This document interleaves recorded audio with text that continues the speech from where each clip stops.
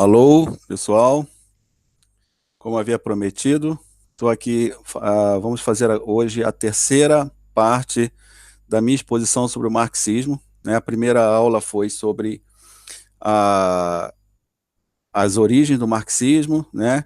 As circunstâncias em torno de Karl Marx, né? Os seus estudos, seu pensamento, suas influências circunstanciais, filosóficas.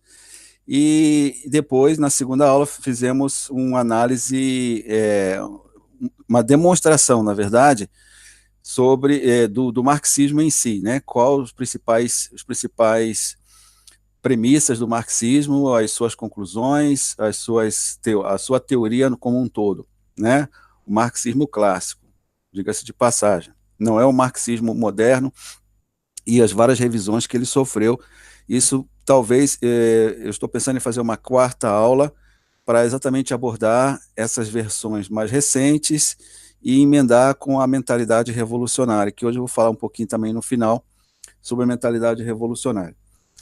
Hoje, então, vamos falar sobre a crítica, né? A terceira aula hoje é a crítica ao marxismo, mostrar por que, que o marxismo é falso, por que, que ele não funciona, quais foram os erros de Karl Marx, né? Na sua percepção da realidade, ok? E também as consequências disso na história, tá bom? Então, hoje é a crítica ao marxismo. Vou compartilhar a tela aqui.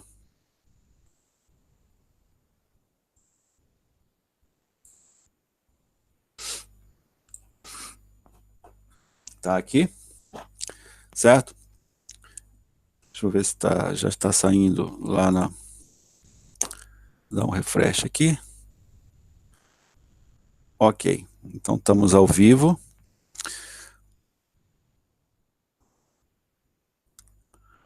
Bom, então vamos fazer então a crítica ao marxismo, ou basicamente ao materialismo dialético histórico.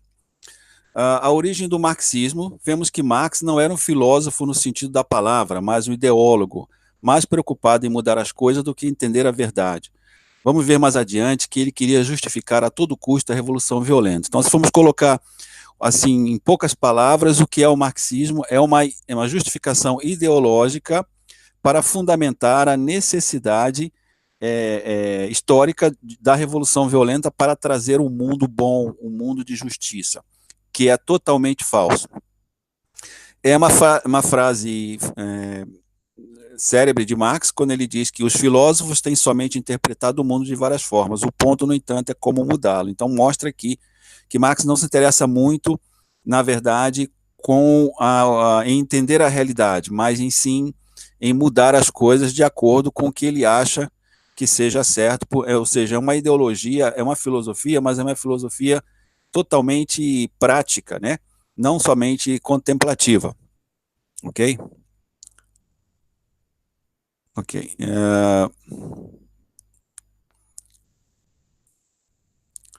Nós vimos que Marx, né, todo o ódio de Marx contra a sociedade o moveu a imaginar uma doutrina cega que premeditava uma mudança revolucionária na humanidade. Surgiu a partir da mudança de personalidade, quando Marx tinha 17, 18 anos, em que ele demonstra um ódio contra Deus e contra a religião. Então, isso é muito importante. A filosofia de um pensador, de um filósofo, tem muito a ver com a sua formação, né? Com que óculos ele vê o mundo. Então, Marx, já na sua juventude, ele demonstra, por meio de seus escritos, uma mudança, né? Pode dizer assim, uma contraconversão, onde ele escreve poemas e textos contra Deus, né? Ecoando realmente até mesmo ódio, né? Mostrando um ódio contra Deus. Tá lá. Então Deus arrancou tudo de mim numa tortuosa maldição do destino. Todos os seus mundos são apenas lembrança. Apenas a vingança resta para mim. Vou construir o meu trono lá no alto, frio, enorme, deve ser seu cume. Por seu baluarte, temor supersticioso, para sua orientação, sombria agonia. Olanen, 1837, esse poema famoso.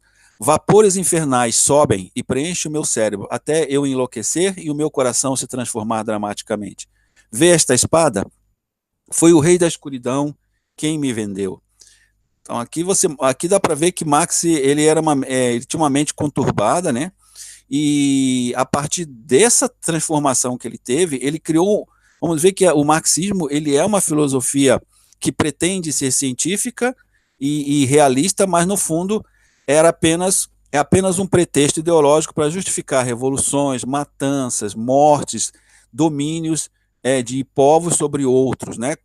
Pretendendo acabar com a alienação, pretendendo acabar com a injustiça.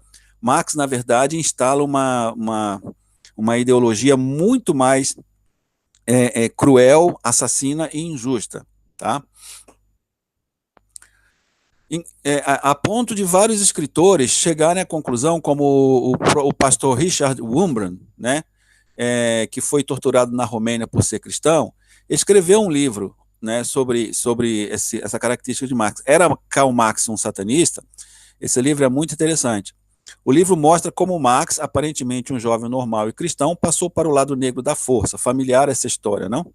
O livro revela que ele e seus contemporâneos e amigos, Moses Hess, Bakunin, Proudhon, Bruno Bauer, etc., tinham ligações com o satanismo. Aqui não está nada provado, é uma teoria desse senhor, mas que tem, o livro dele tem muitos aspectos da vida de Marx, né, que realmente dá a entender que Marx, essa mudança não foi casual, que realmente Marx, ele, principalmente por Moses Hess, ele foi introduzido ao satanismo e por isso foi levado a criar o marxismo baseado no satanismo. Os contemporâneos de Karl Marx o descrevem como sendo uma pessoa negativa. Marx deixou seus próprios filhos morrerem de fome. Marx, ele teve um filho com a sua empregada e depois disso ele jogou ela na rua e os filhos, ele não quis mais saber dos filhos, não dava um tostão para os filhos, e até que vários filhos dele morreram realmente de fome, né? Então é assim, uma pessoa desumana e cruel, o Karl Marx. Era um vagabundo que não trabalhava, que vivia do dinheiro de Engels, o seu parceiro, né?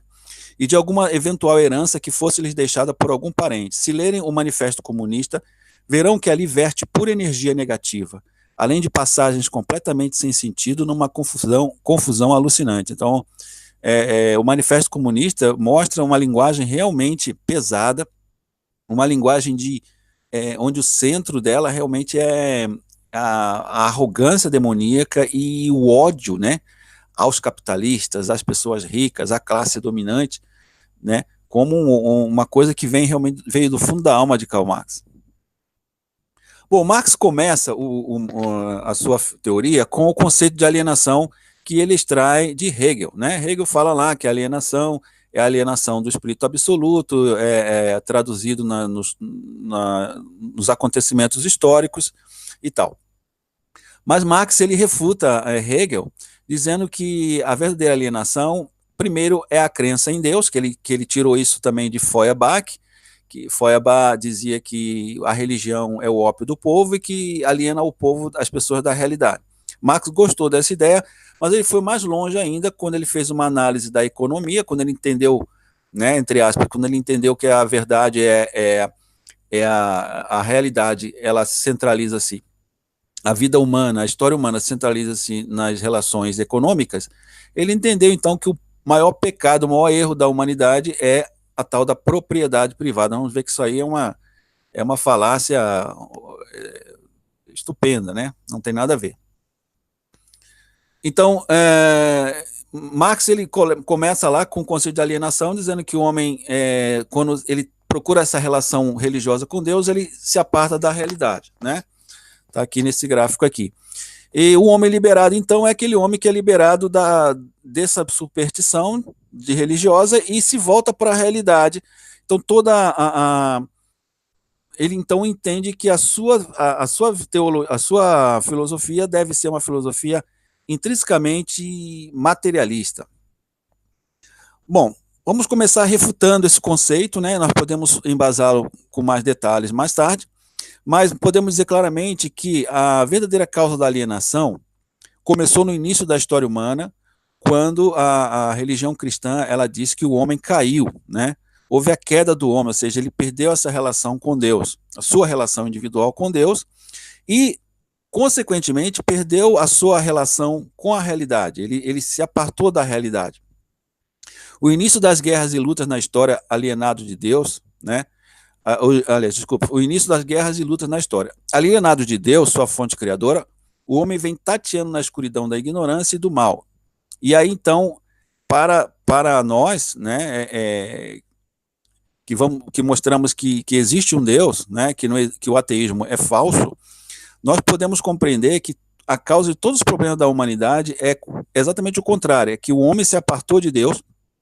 Marx não entendia a questão da queda humana, ele não entendia, ele recebeu a influência cristã de seu pai, mas não sabemos o quanto que ele entendia realmente a doutrina cristã, no sentido de que a queda, ela realmente é a causa de todos os problemas da história humana, ou seja, quando o homem passou a ser egoísta, quando ele passou, aí a verdadeira causa da exploração não é a propriedade privada, mas o mau uso da propriedade privada, como o mau uso da natureza, o mau uso da vida, o mau uso dos alimentos, de tudo que o homem usa e toca, ele acaba manchando de pecado, porque o próprio homem passou a ter pecado na sua própria alma.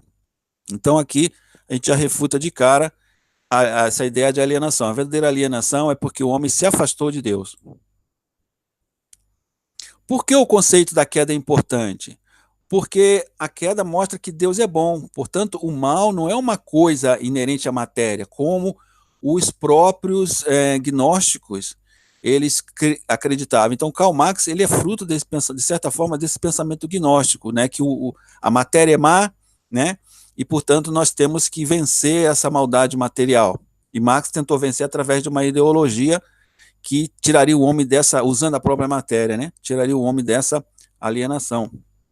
Então, pela queda, o mundo passou a ser um mundo de sofrimento, né, e que o ideal de Deus é exatamente através da religião tirar o homem desse estado decaído, né? Até o ponto de enviar seu próprio filho Jesus, que morreu na cruz por nós, a fim de que através dele possamos ser salvos. Então a queda e a salvação é o centro para que possamos entender a alienação humana. Aqui selfishness, né, tá em inglês, mas o egoísmo é a causa do racismo, da corrupção, do abuso do ambiente e da exploração, né? Essa é a verdadeira causa dos problemas humanos. O desejo de ter propriedade não é mal em si. Então, Marx viu que a propriedade, como ele entendia que a matéria ela engendra, nós vamos explicar isso com mais detalhe lá na frente, que a matéria ela engendra o espírito, ela cria o espírito, então a propriedade privada gera o egoísmo nas pessoas. Então, a partir do momento que ele tem uma terra, ele tem uma casa, ele tem um bem, ele vai ter ganância por mais bens, ele vai ter aquele desejo de ter cada vez mais e explorar os outros.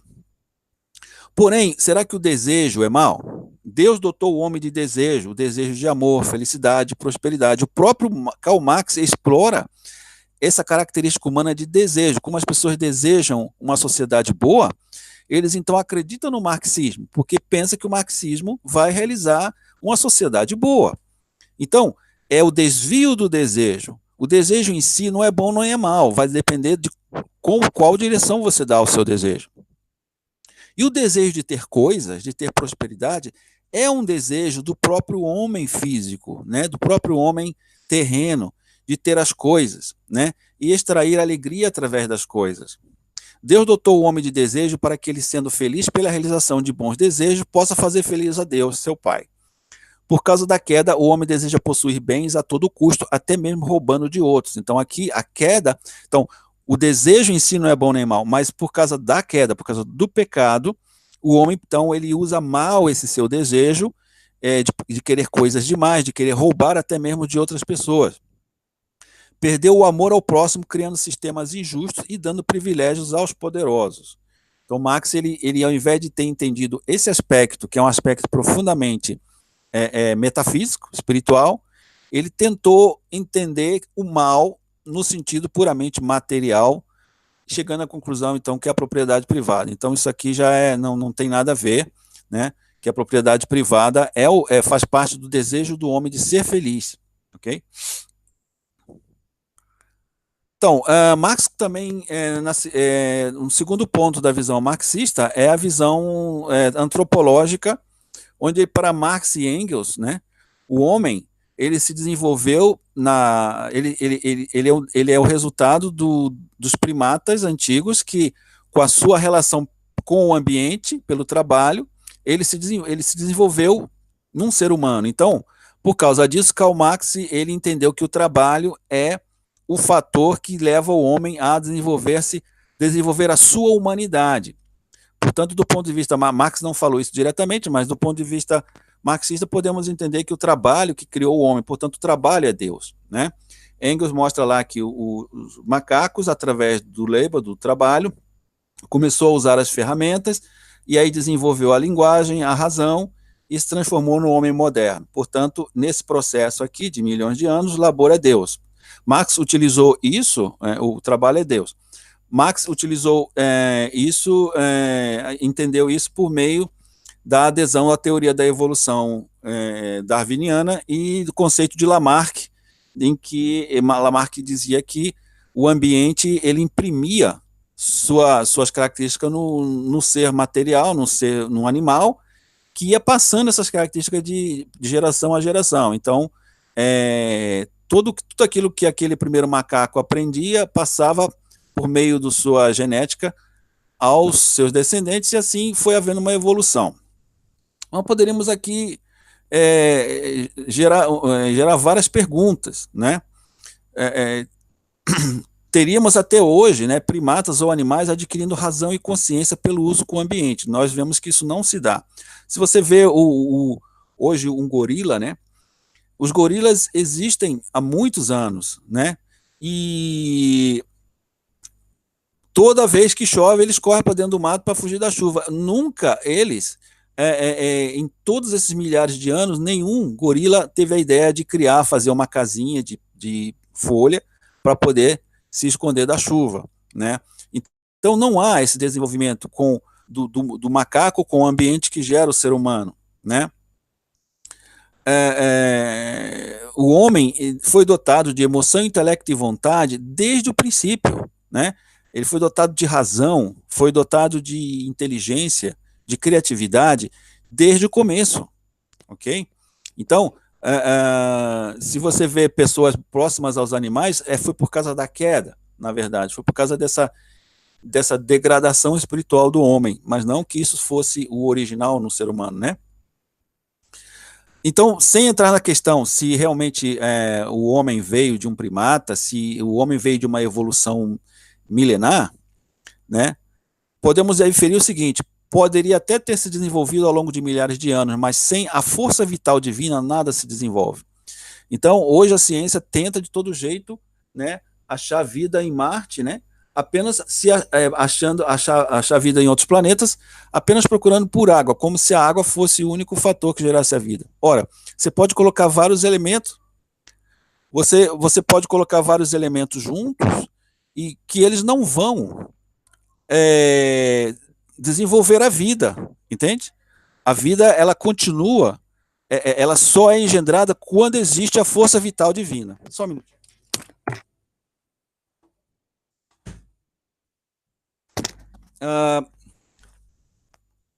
Marx observou apenas de um ponto de vista externo. Então, do ponto de vista externo, você pega os aminoácidos, né, você pega as proteínas e você acha que você juntando aquilo, né, como se fosse um coquetel, né, você põe dentro de uma garrafa e chacoalha, pronto, sai ali uma bactéria, sai ali um protozoário, né, sai ali um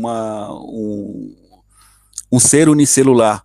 Não existe isso aí, né, porque os elementos podem estar combinados, mas sem a força vital divina, sem o sopro divino, no caso, sem a vida, né, em si, que vem de Deus, nada se forma. Então, Marx falhou em reconhecer isto. A planta, ela cresce também por meio da natureza, sementes e nutrimentos, mas você não vê uma planta se transformando em animais, né? O máximo que você pode ver é plantas parecidas com animais, como se fosse uma transição, mas é uma transição criativa e não evolutiva, né?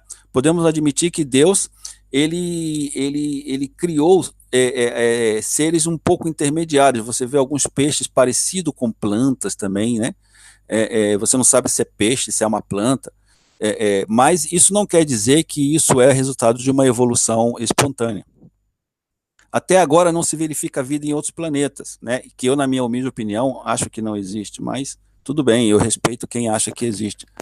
Mas, assim, você vê que não adianta ter um planeta igual ao planeta Terra, não adianta ver a água, nada disso, ok?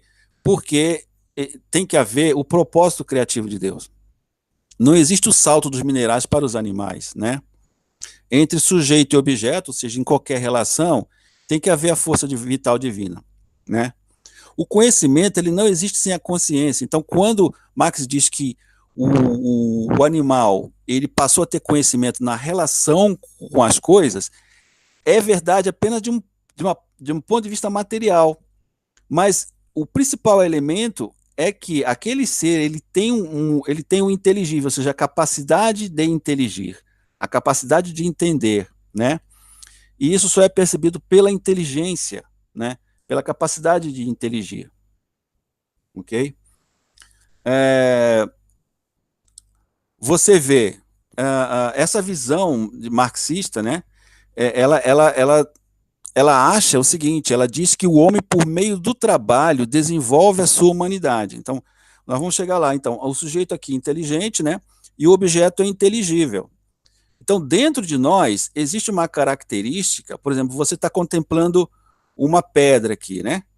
Essa pedra, de alguma forma, ela tem uma estrutura que se assemelha à estrutura da sua mente, de forma que a sua capacidade de perceber a pedra se combina com a capacidade da pedra de ser percebida. E isso gera o conhecimento. Ok? Então, então, a crítica à antropologia marxista, veja só, como que aconteceu. Os marxistas, por eles acreditarem piamente nisso, né? Na Ásia, principalmente, você vê a história do aquele filme Killing Fields, onde as pessoas eram jogadas para os campos, né? Tiradas da se era professor, principalmente os intelectuais, eles eram arrancados à força, porque a visão marxista dizia que o homem se desenvolve pelo trabalho. Então, temos que voltar às origens.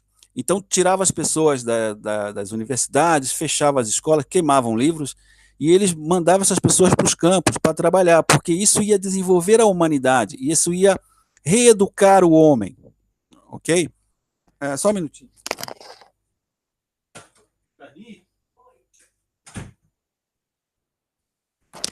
Alô, então, isso ia reeducar o homem, né? Por isso que essas pessoas elas iam para os campos. Por isso você vê aqueles filmes, quem não entende o marxismo não entende por que aquilo acontecia, né? Porque aquelas pessoas eram obrigadas a passar fome, trabalhando no sol e na chuva, naquelas lavouras, ok? Isso é porque eles achavam que isso ia trazer um homem, um novo homem, mas só trouxe miséria, só trouxe destruição, porque as pessoas não desejam esse tipo de vida, elas querem desenvolver-se, né?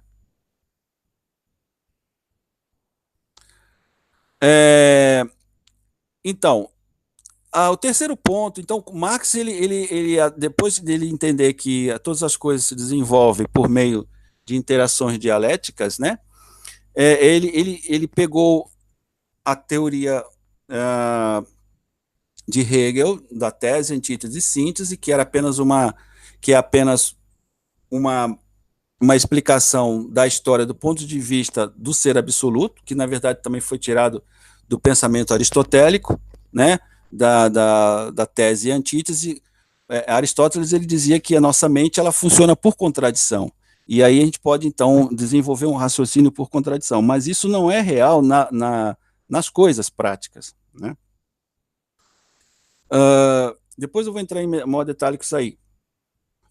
Então, a primeira lei de Karl Marx essa é a lei em que a tese, né, toda tese tem uma antítese que se opõe, e aí então vai gerar uma síntese, né? Aqui já geram vários problemas, porque nós podemos ver que na natureza, né, na realidade, todas as relações ela têm um propósito. Quando o sujeito e o objeto se relacionam centralizados num mesmo propósito, ela vai gerar um resultado, que vai ser a união desse sujeito com esse objeto, gerando esse resultado. Então, por exemplo, você pensa, bom, eu pretendo me formar em engenharia. Aí você, então, entra para uma faculdade, faz todo o curso, e aí você aqui a síntese seria quando você realmente se torna um engenheiro. Então, aqui está o sujeito, né, o objeto e o propósito único. Então, você quer se formar e tem lá a universidade disposta a ensinar. Então, você tem duas coisas se relacionando no mesmo propósito, ok? E com isso, então, você vê um homem e uma mulher, então eles desejam formar uma família e eles se unem com o mesmo propósito e aí formam o que? A família. Então, todas as coisas elas têm um propósito, elas não se engajam numa relação sem um propósito. Mas na visão marxista de tese e antítese, não existe um propósito, então não existe um centro, né? E outra coisa, a contradição para Marx muitas vezes é falada como destruição. Ora, Marx diz que a tese e a antítese são apenas oposições, como ele usa o exemplo da natureza, ora, ele usa esse exemplo como destruição. Então, mostra aí uma falácia, né, forçando uma situação que não existe. Quando, na verdade, todas as relações, elas são uma relação sobre sujeito e objeto. Então, agora eu estou falando, vocês estão ouvindo. Então, estou na posição de sujeito, vocês estão na posição de objeto. Se vocês me fazem uma pergunta, vocês se colocam na posição de sujeito e eu me coloco na posição de objeto. Se nós falarmos ao mesmo tempo, não vai haver uma relação construtiva, porque não há o quê? O subjetivo nem o objetivo, não há o ativo nem o passivo, ok? Então, na verdade, o que existe é o ativo e o passivo, e não tese e antítese, tá? Karl Marx é ambíguo quando define a dialética. Ora ele afirma que a antítese destrói a tese, ora ele admite que a antítese se junta à tese para formar a síntese. Por exemplo, quando ele diz que temos que destruir o capitalismo para formar o socialismo, ele está dizendo que, pela lei da dialética, né, a antítese tem que destruir a tese para formar a síntese. Mas na natureza você não vê isso. Você vê que quando um homem e uma mulher se unem e formam uma família, não é um destruindo o outro, mas sim os dois formando um corpo unificado acima deles mesmos, né? Que é a verdadeira síntese, que nós chamamos de união e não síntese, né? Toda relação tem um propósito comum aos dois. No marxismo, a síntese é um novo ser que não é nem tese nem antítese. Porém, nos exemplos da natureza, o que se vê é que os pares do processo não perdem sua identidade, como na relação homem e mulher, cargas positivas e negativas e assim por diante, né? Marx deixou isso obscuro, pois sua intenção era provar que a dialética é luta, ruptura e destruição de uma das partes, a fim de justificar a revolução violenta na sociedade. Por isso aquela velha frase, né? Trabalhadores de todos os países, unam-se, né? Mas peraí, Marx prega a luta ou prega a união? Interessante que a luta para ele é o centro do desenvolvimento, mas para você fazer uma revolução é necessário haver a união dos trabalhadores contra a classe oprimida. Então aí é uma contradição. Marx ele mostra, por isso Marx ele diz que, na verdade, é a união e luta dos contrários, né? Então Marx diz aqui que é a... Eu pulei aqui, desculpa, né? Eu pulei. É a união e luta dos contrários aqui, tese, antítese, síntese, né? Então Marx dizia assim, na natureza, partículas, átomos, moléculas, tudo é relação de luta, né? Na sociedade também, pais e filhos, esposa e esposa e tudo mais. Luta ou ação recíproca? Na verdade, não é verdade que as coisas se evoluem por contradição. Não, só há desenvolvimento na harmonia e cooperação.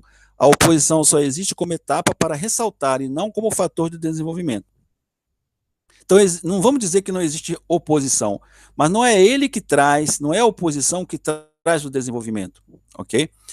A oposição pode ressaltar a necessidade do desenvolvimento, e é nisso que Marx se esconde, porque aí entra no conceito de dialética de Aristóteles, que existe realmente uma tensão dialética nas coisas, onde elas, por contradição, elas são ressaltadas, mas o fato de elas serem ressaltadas não significa que há uma transformação, e sim apenas uma aproximação. Então, ao invés de união e luta dos contrários, seria oposição dialética e reciprocidade dos complementares, né? Na verdade, Marx observou oposições na natureza, mas falhou em entender que a oposição não é o fator determinante, como eu tinha explicado aqui. Tá?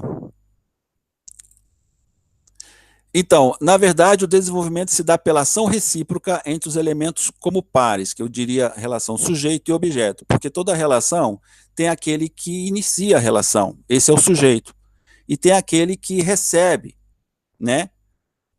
Todo aquele que dá é o sujeito, né? E aquele que recebe é o objeto. Qualquer relação é assim, né? Por exemplo, se você tem, vamos dizer, se você está numa conversa, quem está falando é o sujeito, quem está ouvindo é o objeto, né? Mas se todos querem falar ao mesmo tempo, não há uma ação recíproca, entendeu? Aquele que dá o presente é sujeito, aquele que recebe o presente é objeto, e assim por diante, né? Aquele que abraça é o sujeito, e aquele que recebe o abraço é o objeto, né? Então, na natureza, na sociedade, existe uma relação de harmonia com um propósito único entre sujeito e objeto. Não é luta dialética, ok? Então, Marx ele procurou dizer, Marx ele sabia disso, por isso ele dizia que há relações é, de ajuda mútua na natureza e na sociedade, mas ele não é o fator de desenvolvimento. Marx ele inverteu, né? Como se você for ver, o marxismo é totalmente inversão, é a inversão da realidade. Quando a realidade diz que em alguns aspectos existe uma oposição, mas que o progresso vem da união, Marx ele entendeu de forma contrária, né? Ele diz que essa união ela é circunstancial e que na verdade o fator de desenvolvimento é a luta, ok? Dá para ver a sutileza aí, não? Né? Então Marx usou muito o exemplo do ovo, né? Que há uma luta aí entre o embrião e a casca do ovo, né? A casca quer segurar o embrião quer sair da casca, mas será realmente que é isso? Nós vamos ver isso aí em detalhe, vamos ver que isso aí é uma pataquada só. Bom, isso aí também acho que nem os marxistas modernos acreditam mais nisso, mas é bom, porque esse é o marxismo clássico e a gente precisa quebrá-lo primeiro para depois partir para as outras formas de engano marxista mais sofisticado, né? Então, aqui temos os exemplos de reciprocidade na natureza, na sociedade, aqui a relação mente-corpo, né? Ou seja, a sua emoção, suas características internas, e o seu corpo físico, né? A sua mente é sujeito porque é ela que faz com que o seu corpo se mova, e o seu corpo é objeto, né? Então, há sempre essa relação homem e mulher, pais e filhos, irmãos e irmãs, patrão e empregado, professor e aluno, líder e seguidores, cátion e ânion, que é aquelas moléculas positiva e negativa, né?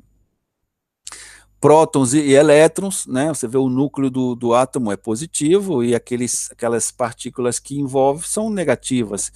E por isso há essa atração, né? Deus e o homem, né? Sol e terra, homem e natureza. Então, tudo isso são exemplos de reciprocidade na sociedade. Dentro do nosso corpo, né? Sistema simpático, parasimpático, né? Sistema digestivo, sistema imunológico, sistema. A temperatura do corpo, todas as coisas, elas centralizam-se no comando cerebral, que é o centro do nosso corpo, né? Centro físico, e através do cérebro todas as coisas se tornam harmoniosas, né? Então, vamos dizer que o cérebro seria o sujeito e os nossos órgãos o objeto. E há uma reciprocidade aí, não existe luta nenhuma. Quando existe luta, nós ficamos doentes, ok? Existe violência na natureza, então Marx dava exemplo de violência na natureza, porém, nós podemos observar dois fenômenos. O primeiro é o da repulsão, né? Você vê duas cargas positivas, elas se repelem. Mas por que esse fenômeno existe? Esse é um fenômeno secundário. A repulsão entre cargas positivas reforça a relação recíproca entre pares complementares, né? Ok? Só um minutinho. quero ver também algumas perguntas aqui, se já tiver. Vamos fazendo pergunta aí, pessoal. Se tiver, pode fazer, ok? Mas vamos lá.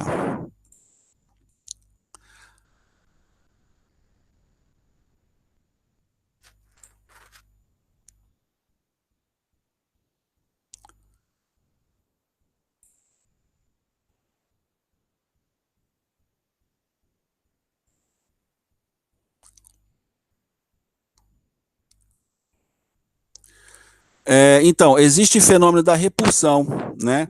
Por exemplo, cargas elétricas iguais se repelem. Também podemos comparar como brigas entre machos, entre machos animais, né? No reino animal, os machos eles brigam entre si para poder, na época da acasalação, para poder então escolher a fêmea. Isso é um fenômeno da natureza que, na verdade, reforça a relação entre o macho e a fêmea, né? E existe também a questão da cadeia alimentar, o predador e a presa. Não é violência, né? É uma lei da natureza em que as coisas tendem a serem absorvidas pelos seres mais elevados, ok? Os seres da natureza menos desenvolvidos tornam-se alimentos para os outros mais desenvolvidos, como se a finalidade da existência desses seres fossem realmente fazer parte de uma cadeia alimentar. Isso não é de maneira nenhuma violência, isso é apenas uma um reflexo na natureza de uma cadeia de relacionamentos, ok? Mas não é uma questão de violência, ele não se enquadra na questão de violência. Primeiro porque os animais não têm consciência, ok? Marx, então vimos a questão, ficou clara essa questão da oposição, que ela é falsa, né? Então, união e luta de opostos, ou luta e união de opostos. Então, Marx, ele inverteu, na verdade, às vezes existe luta e união, como no caso dos animais, ou do fenômeno da repulsão, mas nunca união e luta, né? Como se a luta fosse o principal.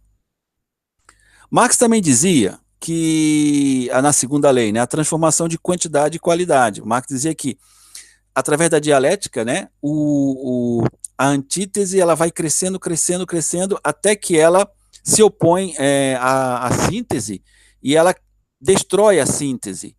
Desculpa, ela se opõe à tese e destrói a tese, e aí forma-se a síntese. Marx não deixa claro se essa síntese é o resultado da união da antítese com a tese, ou se é um novo ser que nasce, né? Então ele não deixa claro exatamente porque esse fenômeno ele não é uniforme na natureza. Primeiro porque, né, vai crescendo a insatisfação num ponto em que ela estoura, ok? Como você vai enchendo uma bolinha de ar, uma bola de assoprar, chega num ponto que ela, pum, ela explode, né?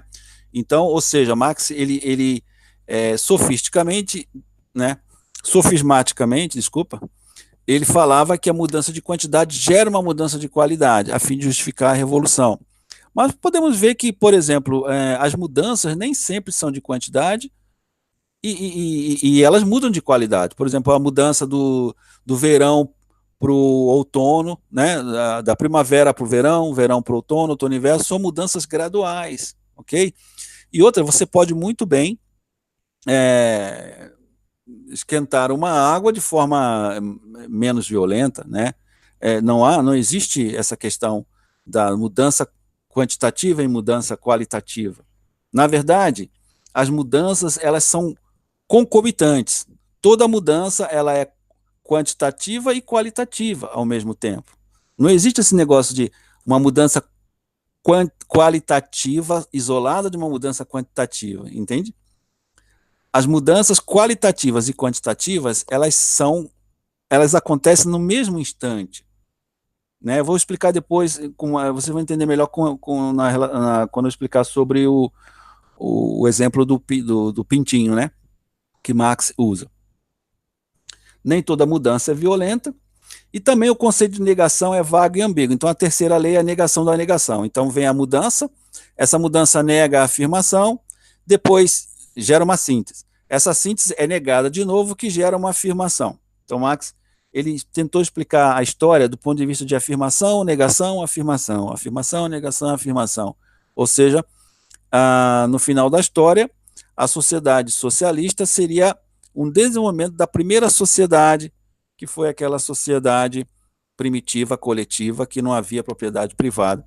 Nós vemos que isso aí não é uma lei da natureza, é apenas uma teoria na cabeça de Karl Marx, ok? Então, o que é negação, na verdade? É destruição? É transformação cíclica sem destruição? Então, nós vemos que Marx ele é ambíguo nisso aí, mostrando que isso é apenas um sofisma para justificar uma revolução.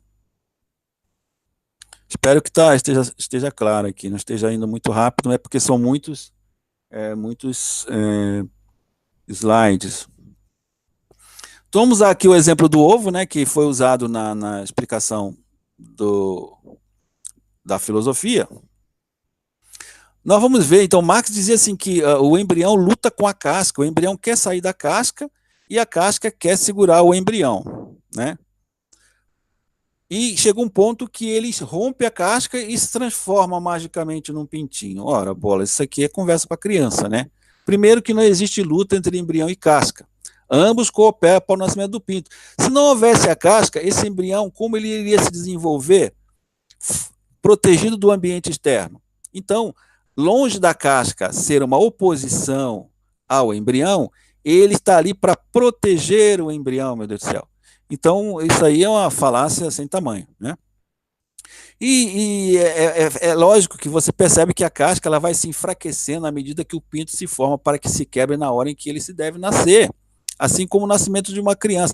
Aliás, eu esqueci de falar na aula passada, a visão do aborto desse pessoal é baseada nisso aqui, gente. Eles acham mesmo que a criança ela só é criança depois que ela sai do corpo da mãe. Assim como o pintinho, só é pintinho depois que ele quebra o ovo. Ou seja, aquilo que Marx falou, a transformação, quer ver, deixa eu voltar aqui, a transformação de quantidade em qualidade.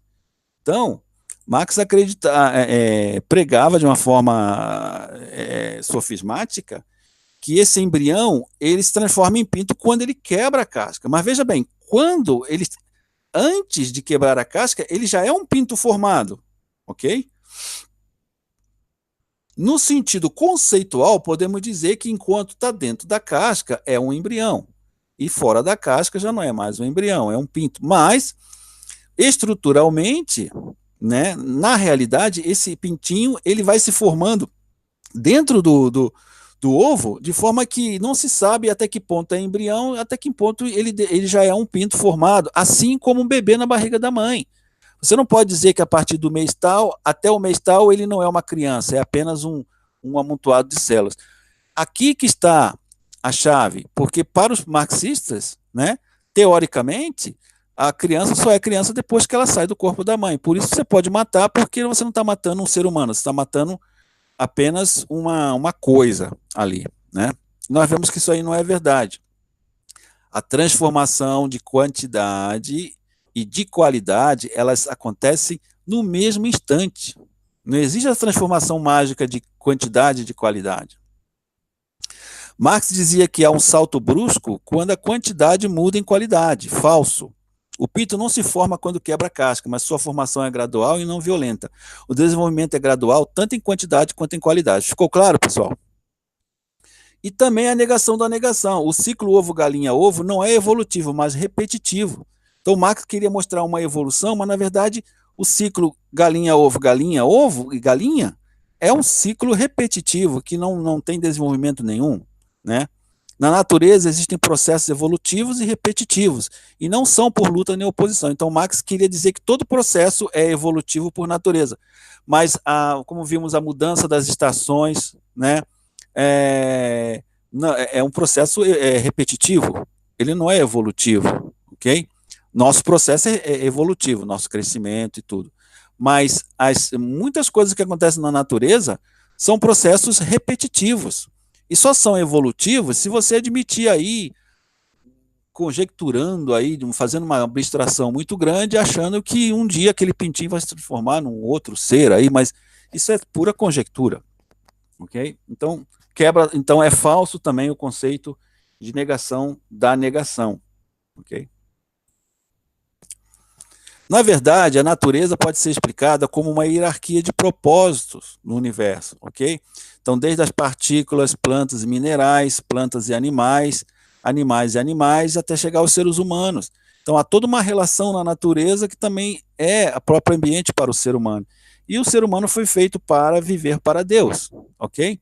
E o ser humano é o ser mais elevado da natureza, da criação divina, porque é o único ser que pode experimentar e entender o que é o amor, que é o mais alto valor do universo. Então, Marx, ele não entendeu a doutrina cristã profundamente a ponto de entender que não existe luta, né? Não existe violência, e sim harmonia em toda a criação. E que tudo aquilo que está fora do lugar na natureza é porque o homem caiu. Tá? Toda a criação é feita para o homem e o homem é feito para Deus, assim como a igreja ensina. Há um propósito para a existência de todas as coisas, e elas se movem para este propósito. Não existe lei objetiva da matéria, e sim leis objetivas de acordo com o propósito divino. O amor é o mais alto propósito da criação de Deus. Okay? Portanto, podemos concluir que as leis marxistas são sem significado ou não são universais. Né? Podem ser demonstradas com um ou outro exemplo, como qualquer teoria você consegue demonstrar de alguma maneira, né? Com um ou outro exemplo. Serve apenas para confundir, justificar a matança de povos inteiros, tapar buracos lógicos na teoria. Né? Então, o Marx ele vai criando uma lei atrás da outra para tapar buracos lógicos na teoria. Né? Então, se o materialismo dialético, né, que foi explicado até aqui na natureza, né, não é válido, nós chegaremos à conclusão que também o materialismo histórico não é válido. Essas leis materiais, se elas não são universais na natureza, elas também não são universais no universo, ok?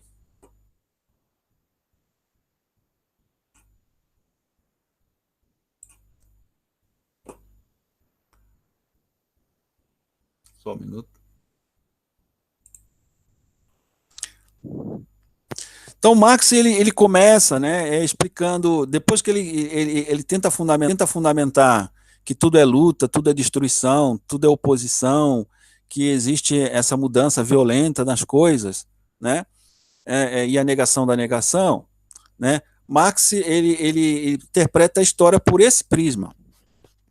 As condições materiais determinam os acontecimentos históricos. A sociedade é como um ovo. Há uma luta entre a classe, sempre há uma luta entre a classe dominante e a classe oprimida na economia. A classe oprimida é como um embrião que cresce e deseja sair da casca do ovo. Nós vimos que no ovo isso não ocorre, ok? Então, será que realmente as condições materiais determinam? Ou nós podemos verificar, na verdade, que as condições materiais, em algumas vezes, influenciam os acontecimentos históricos na melhor das hipóteses, né? Eles não determinam, é bem diferente, né? Eles condicionam em alguns aspectos, por exemplo, realmente, se você é um cara que está desempregado, você tá morrendo, tá no meio da rua, é um mendigo. Como é que você vai pensar adequadamente? Como é que você vai ter saúde? Como é que você vai ter uma família? Você vai ter sérias dificuldades, porque você não trabalha, não tem dinheiro, então você vai ficar doente, você vai comer mal, então as condições, aí essas condições materiais, elas realmente vão influenciar muito na sua vida, mas não vão determinar, porque você pode simplesmente dar uma guinada, começar a trabalhar, começar a fazer dinheiro, começar a se tornar até um grande capitalista, como várias pessoas que vieram da pobreza extrema se tornaram grandes industriais, grandes magnatas do sistema financeiro, né? E não foram as condições materiais que determinaram nada, né? Okay? Alguns fatos históricos tiveram causas econômicas e de lutas de classes econômicas realmente, né? Você pode até interpretar a Revolução Francesa por um lado econômico, mas você sabe que não foi só isso, né? Isso é o que nós chamamos de pensamento metonímico. Né? O professor Olavo de Carvalho fala muito nisso, que muitas das filosofias capengas hoje, né, são pensamentos metonímicos. Ou seja, a pessoa ela observa um fenômeno parcial, que faz parte de um fenômeno maior, só que ela pensa que aquela parte é o todo. Ela interpreta aquela parte como um todo. Ela coloca aquela visão parcial como uma visão total da realidade. E nisso aí que há grandes erros, há erros monstruosos que geram grandes problemas. Os fatos históricos têm causas variadas, causa política, sociológica, religiosa, étnica, moral e etc.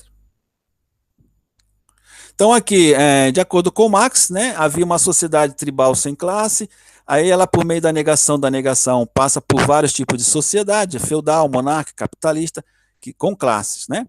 No caso, o homem aí passou a ter família, né? E a família foi a primeira propriedade privada aqui nessa sociedade coletiva. Pô, Marx falha primeiramente em explicar por que cargas d'água o ser humano passou a ter família se eles eram uma sociedade pura sem classes. Então, então, veja bem, na visão cristã, o homem era puro, mas ele recebeu influência de um outro ser impuro, né? Porque se você admite que o homem era puro e ele adquiriu a impureza por si mesmo, então, na verdade, ele não pode se chamar de puro. Então, a visão cristã é coerente, né? Porque foi um anjo que tentou, né? Um anjo decaído que tentou ao ser humano puro. No caso aqui, Marx, ele diz que, de alguma forma, o homem passou a querer ter família, né? E a família passou a ser a primeira propriedade privada. E isso seria como se fosse o pecado original no início da história humana para Karl Marx. Então aí a propriedade privada fez com que os homens começassem a pensar em ter coisas e roubar e ter ganância por bens materiais, né? E aí começou então a sociedade feudal, monarca capitalista, como negação da negação, todas elas com classes, mas Marx profetizou que o capitalismo seria a última etapa dessa fase intermediária, e o capitalismo, quando chegasse no mais alto grau, ele seria então destruído pela sociedade proletária, que se transformaria tudo na sociedade comunista, que seria a segunda afirmação, ou seja, uma sociedade também sem classe, mas agora uma sociedade mais perfeita, né, que nunca mais eles iriam possuir riqueza. Veja bem, é quase como no máximo isso aqui é um arremedo, é uma imitação grotesca da narrativa cristã, né? Então o homem foi criado, caiu, ele passa por várias etapas, então aí vem Cristo, vem a igreja e tal, e no final da história existe a salvação humana, onde o homem será então, viverá com Cristo no céu, então não haverá pecado aqui. Então isso aqui é apenas uma visão materialista da narrativa cristã, ok? Na melhor das hipóteses, né? Mas há vários erros aqui. Primeiramente, porque o homem veio a possuir família, então aqui eles não explica isso, ok? E outra é que essa sociedade comunista, ela nunca existiu na história, ela sempre existe na teoria, né? Então aqui, Marx explica que as sociedades, né? Então a luta entre senhores escravos, senhores servos, nobres e camponeses, e aqui no capitalismo entre os burgueses e os proletários, ok? Marx sempre vê essa evolução como lutas, mas essa luta aqui, Marx diz que é a evolução da relação do homem com o seu trabalho, ou seja, as ferramentas, ou seja, o modo de produção, ela sempre evolui, enquanto que a estrutura econômica em cima, ela é fixa, então ela chega a um ponto que ela impede o desenvolvimento da força de produção, e há aqui uma luta e uma revolução aqui. Só que você vai ver na história, houveram várias revoluções, realmente, mas você vai ver que nem todas as revoluções foram revoluções basicamente entre senhores e escravos, entre senhores feudais e servos, né? Muitas das vezes os servos se uniam ao seu senhor feudal para lutar contra outro senhor feudal. Então, é uma visão realmente simplista demais, que os marxistas adotam como a força da história, né? E aqui, então, os burgueses e proletários gerando uma sociedade sem classe, sem propriedade privada. Isso nunca veio a existir na história humana e nem vai existir, né? Porque isso aqui é apenas uma teoria, né? Uma utopia, né? Baseada em falsas premissas científicas, né, que não têm respaldo na realidade, ok? As várias revoluções, a Revolução Francesa mesmo, pode ser explicada por aspectos puramente políticos, né? A sociedade da época, né, os camponeses começaram a possuir riquezas, eles queriam poder, e eles então destruíram a estrutura somente dos reis da época, porque eles queriam poder, né? Então é muito mais plausível você dizer que as revoluções se dão por luta de poder do que propriamente por relações econômicas, ok? No marxismo existe o conceito de base e estrutura, né? Para Marx, ao contrário de Hegel, a matéria gera o espírito. Portanto, a economia e sua dialética é a base que determina tudo mais na sociedade, né? Então, para Marx, né, a base é a economia, e a economia é que determina o tipo de ideologia, religião, moral, política, filosofia, ciência, as artes, né? Então, quando por meio do desenvolvimento econômico, advindo da contradição dialética entre forças produtivas e relações de produção gera uma mudança, toda a superestrutura que apoia aquele sistema também se desfaz e se reorganiza em nova superestrutura. Então, Marx colocou que a base de todas as coisas é o sistema econômico. Por isso que quando você tenta explicar para um marxista, não, a causa da guerra foi isso, isso, isso, ele vai dizer assim, sim, ele vai admitir, em parte, ele vai admitir que isso aconteceu, mas aconteceu na superestrutura. Mas o verdadeiro motor daquela guerra, daquela revolução, foi uma contradição econômica, entendeu? Então é um fetiche marxista, difícil de provar que sim, difícil de provar que não, porque eles sempre vão recuar uma etapa anterior para dizer que foi uma relação puramente entre relação de produção e forças produtivas que gerou aquele problema político, religioso, moral e etc., até o advento de uma filosofia.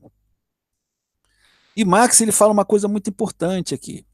Marx diz o seguinte, que a consciência de classe proletária e de seu valor virá quando o capitalismo estiver no seu máximo grau de desenvolvimento. Por isso que os socialistas eles vivem dentro da sociedade capitalista, eles querem estar dentro da sociedade capitalista para fomentar o capitalismo e aí com isso gerar através dessa insatisfação natural, que para Marx era uma profecia autorrealizável, né, surgiria a consciência proletária. Ora, aí há vários problemas.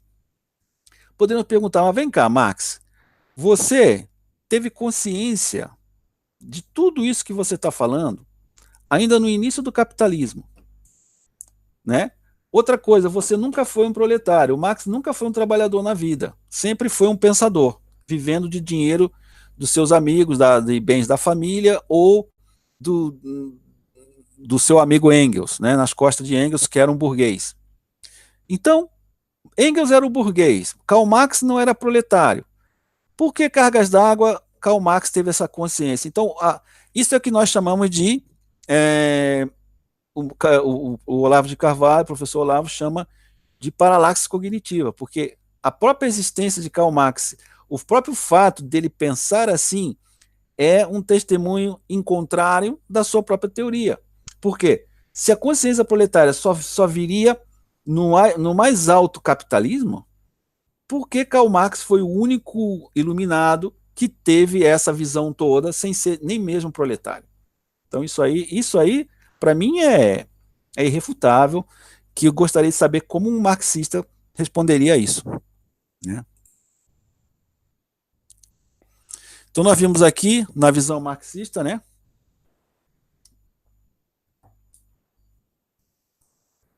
A matéria gera o espírito, por isso as condições materiais geram as ideologias e instituições. Ou seja, o cérebro gera o pensamento. Até hoje, muitos psicólogos, muitos biólogos, eles creem realmente que o cérebro gera o pensamento, gente. Que depois que a pessoa morre, acaba tudo, porque já que as funções físicas do cérebro estão paradas, acabou o pensamento, acabou o sentimento, acabou tudo. Essa visão é falsa, né? Muitos teóricos marxistas, eles usam um sofisma, ele diz assim, Então aqui está, né? O corpo, o cérebro e as funções são o espírito é produto do corpo, assim como a sociedade, as ideologias e tal são frutos da economia, ok? Mas podemos ver o seguinte, por exemplo, eles dizem o seguinte, tanto é que quando uma pessoa ela tem uma lesão cerebral, ela fica com seu pensamento, ela fica com o pensamento dela comprometido, com a sua razão comprometida, com suas funções comprometidas, ok? Ok, mas podemos comparar o cérebro, né, como se fosse um aparelho de televisão, né? O aparelho de televisão ele não origina a imagem que ele está recebendo, ele recebe uma imagem de uma torre de transmissão daquele canal de TV, ok? Se você quebrar a TV, se você tirar mexer na placa da TV, tirar algum componente eletrônico, ela não vai funcionar. Mas não vai funcionar, não é porque ela fabrica a imagem, por isso não vai funcionar, mas ela está comprometida na sua recepção. Então, longe de entrar aqui em detalhes se o espírito ele está dentro do nosso corpo, se ele fica acima ou abaixo fisicamente, mas há, se há um problema no nosso cérebro, que é o receptor, né, um receptor importante das nossas funções espirituais, é lógico que as funções espirituais elas não vão funcionar corretamente, ok? Então, é um sofisma usar essa... e muitos hoje usam esse tipo de explicação, hein? Então, na realidade, né, Deus, ele é autor tanto do nosso corpo quanto do nosso espírito, ok? E através dessa relação é que nós somos seres humanos, ok? Não que nosso ser espiritual seja produto do nosso cérebro, mas nós temos o nosso ser interior e o nosso ser exterior, ok? Quando nós morremos, então o nosso corpo é descartado e nós continuamos sendo um ser humano do ponto de vista espiritual, tá? Então aqui existem dois grandes campos, segundo Engels, né? O idealismo e o materialismo, né? Espírito gera matéria, materialismo é matéria gera espírito. Marx, ele rejeitou o idealismo e abraçou o materialismo. Só que, na realidade, do ponto de vista cristão, né, Deus, ele é a fonte tanto do espírito quanto da matéria. E o universo, o cosmos, ele tem elementos da matéria e elementos do espírito. O cosmos também, a alma do cosmos é a própria alma humana, é a própria, vamos dizer, se existe consciência num único ser humano, é porque o universo tem consciência também, ok? Então, o espírito e a matéria são coisas separadas, mas ao mesmo tempo elas têm uma relação, né? No caso do homem, né? De sujeito e objeto, né? Nossos ideais espirituais são mais importantes e eles devem governar a nossa vida material. Isso tendo Deus como centro, ok? Numa relação de harmonia, né?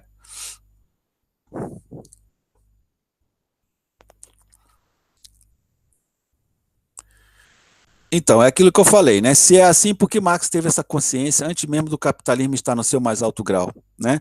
Paralaxe cognitiva de Karl Marx, ok? Outra coisa, essa base em sua superestrutura, ela não funciona na prática. Primeiro ponto, os princípios religiosos, eles são timeless, ou seja, eles não são ligados ao tempo. Se você vê a história do cristianismo, o cristianismo, ele perpassou toda a história medieval, a história feudal, monárquica, pré-capitalista, capitalista, enfim, as estruturas econômicas, sociais mudam, mas o cristianismo continua sendo uma religião baseada numa tradição, baseada num corpo de doutrinas, né, principalmente a Igreja Católica. Então significa o seguinte, que a religião ela não está de maneira nenhuma ligada a um momento de uma certa relação econômica. Então isso aí já quebra de cara essa lei marxista, né?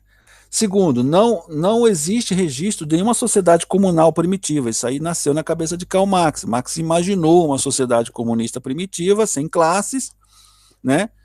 E que geraria essa sociedade, né, seria reafirmada depois de vários processos negativos com a sociedade comunista.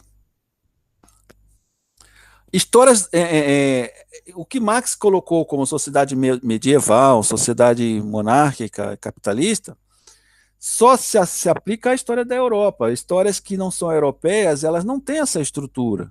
Então, a filosofia marxista, ela falha miseravelmente nas sociedades, principalmente asiáticas, que são mais estáticas, né? Que não foram sociedades tão dinâmicas quanto a sociedade europeia, e não passaram por esse processo. Tanto é que quando Mao Tse-tung fez a revolução na China, né, ele utilizou de outras formas de explicação para poder ensinar o marxismo, né, porque a sociedade da época não tinha nenhuma estrutura, né, industrializada como era a estrutura europeia, onde você poderia ver claramente ali a exploração capitalista, né, e isso aí para Marx utilizou muito desse momento aí, de realmente que havia um capitalismo ali mal formado, em formação, cheio de defeitos, onde as pessoas trabalhavam demais, eram exploradas, eram mal pagas, morriam trabalhando, né? Então, isso deu bastante combustível para o nascimento da filosofia marxista, mas isso você não via nas sociedades aqui no Japão ou na China, por exemplo, né? Não há um exemplo puro de nenhum desses estágios que ele colocou aqui, né? Esses estágios aqui, escravagista, feudal, monárquica, imperialista. Não há exemplos puros, sempre são exemplos misturados, né?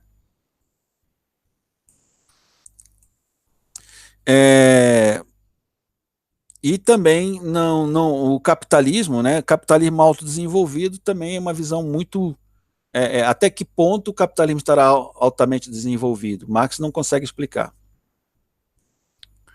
Então, a religião, né, ela quebra essa questão da base da superestrutura, porque Marx achava que a religião fosse um produto, né, das relações econômicas. Enquanto o homem está alienado de si mesmo, ele busca a religião. Mas só que podemos definir a religião como, na verdade, é Deus buscando o homem e é o homem buscando Deus, né? Então, por exemplo, Deus buscando o homem seria a própria religião cristã. Para nós que somos cristãos, Jesus veio aqui na Terra e para nos salvar. Então, é um trabalho unilateral de Deus, né? Buscando salvar o homem, né? E a gente ali, os homens tentando seguir a vontade de Deus, né? Os judeus, os cristãos e tal.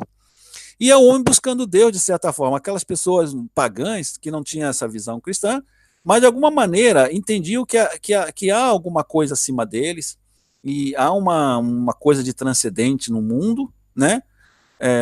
No Japão, na China, em outros países, eles têm a sua própria religião, que é o homem buscando Deus, é o homem buscando entender quem é essa força metafísica, quem é esse ser criador que se revelou no cristianismo, né?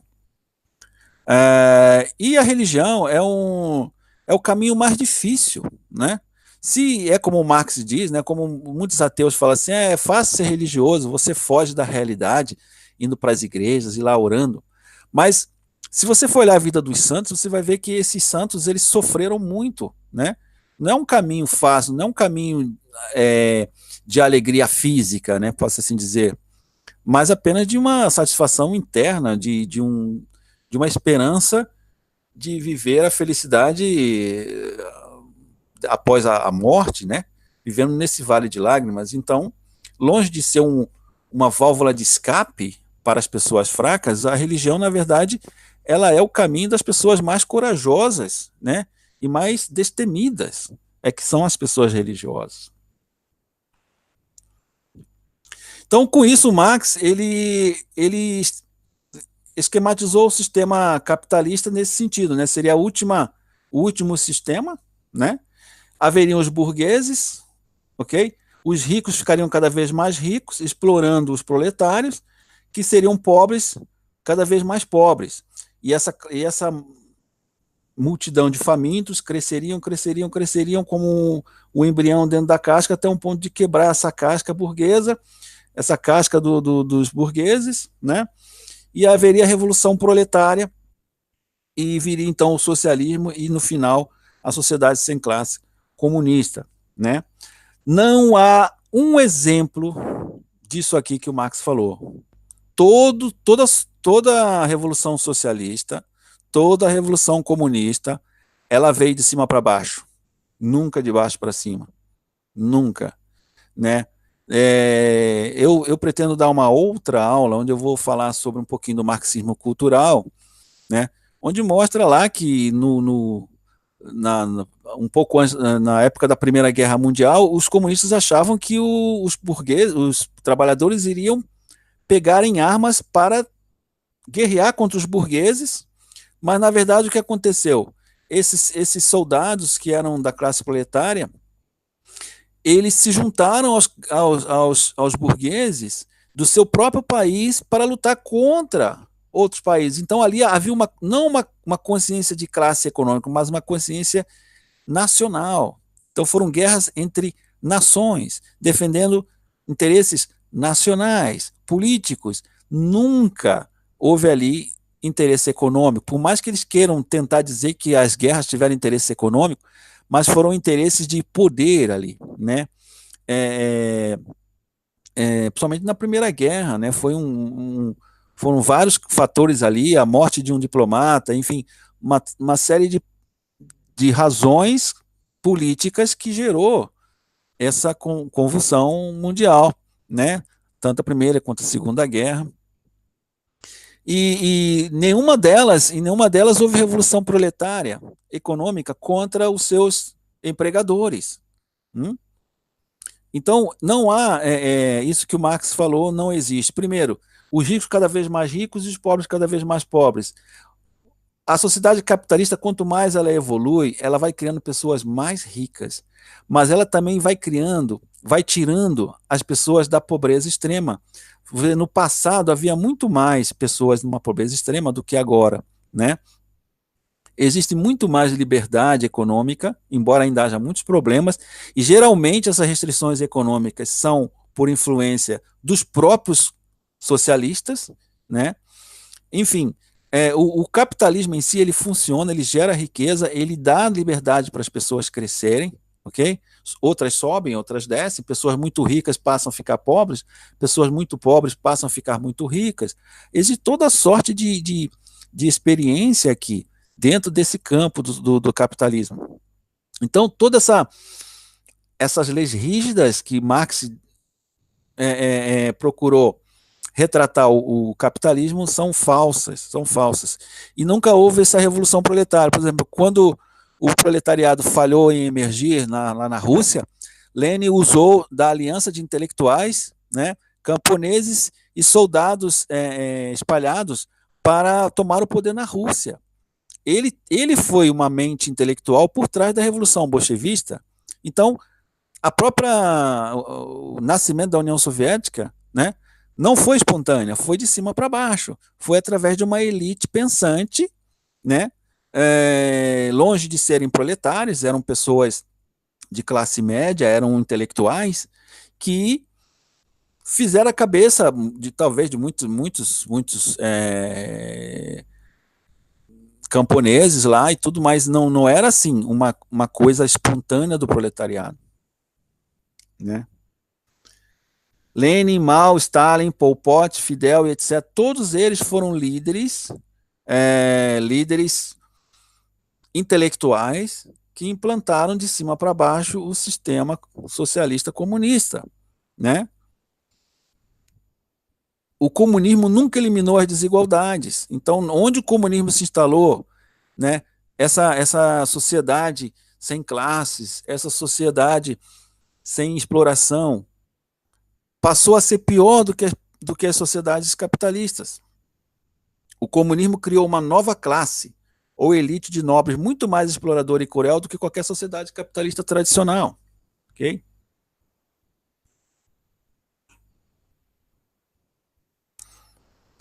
E Marx também, vamos fazer aqui a crítica à teoria de valor marxista. Não sei se vocês lembram, Marx dizia que todo objeto ele tem valor de uso e valor de troca. O valor de uso é a utilidade e o valor de troca. Então, aqui para justificar que o sistema capitalista é injusto, Marx ele dizia, ele forçou aqui um conceito de valor de troca, que é o valor de mercado. Marx dizia assim: o valor de uso não é importante para nós, porque ele não tem como base de comparação. O valor de troca, você pode comparar, que seria um valor embutido na mercadoria, pela quantidade de horas necessárias para produzir. Então, Marx dizia assim: se, por exemplo, se um relógio demora 8 horas para ser produzido, esse relógio vale X.